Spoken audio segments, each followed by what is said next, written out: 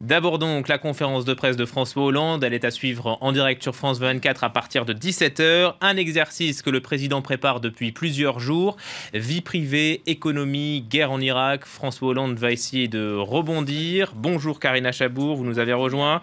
On n'attend pas de nouvelles annonces. Le président devrait surtout apporter des précisions aux mesures annoncées récemment. Oui, sans doute des précisions sur cette mesure surprise qui, en quelque sorte, est sortie du chapeau de Manuel Valls hier matin, celle qui consiste en la suppression de la première tranche d'imposition. Vous savez, ça concerne les foyers les plus modestes. L'objectif, c'est de faire sortir ces foyers les plus modestes de l'impôt et baisser aussi l'impôt pour d'autres foyers. Au total, ce serait 9 millions de foyers fiscaux qui verraient ainsi leur impôt baisser. Alors, coût de la mesure, un peu plus de 3 milliards d'euros.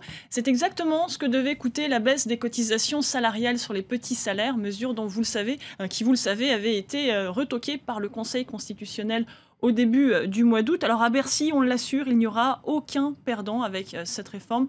De nombreux experts sont plus sceptiques à François Hollande de faire le service après-vente, d'apporter des explications sur cette annonce qui finalement a pris tout le monde de court. Les Français qui attendent beaucoup pour leur pouvoir d'achat. Il faut dire qu'en matière économique, Karina, le bilan de François Hollande n'est pas brillant. Oui, aucune des promesses sur l'économie n'ont été tenues. Sur le chômage, qui, loin d'avoir baissé, a connu son 9e mois de hausse consécutive au mois de juillet, avec plus de 3 400 000 demandeurs d'emploi sans aucune activité. Pas non plus de réussite sur le front des déficits, puisque la France a dû piteusement revoir son engagement de réduire le déficit à 3% du PIB en 2017. Et puis pas non plus de réussite sur le front européen, puisque pour l'instant, il n'y a pas d'infléchissement de la politique économique à Bruxelles. Alors face à cette situation, le chef de l'État va sans doute maintenir le cap de la politique de l'offre en faveur des entreprises.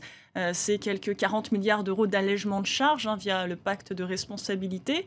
Le cap aussi des économies, et c'est 50 milliards à réaliser d'ici à 2017, dont 21 milliards dès l'an prochain.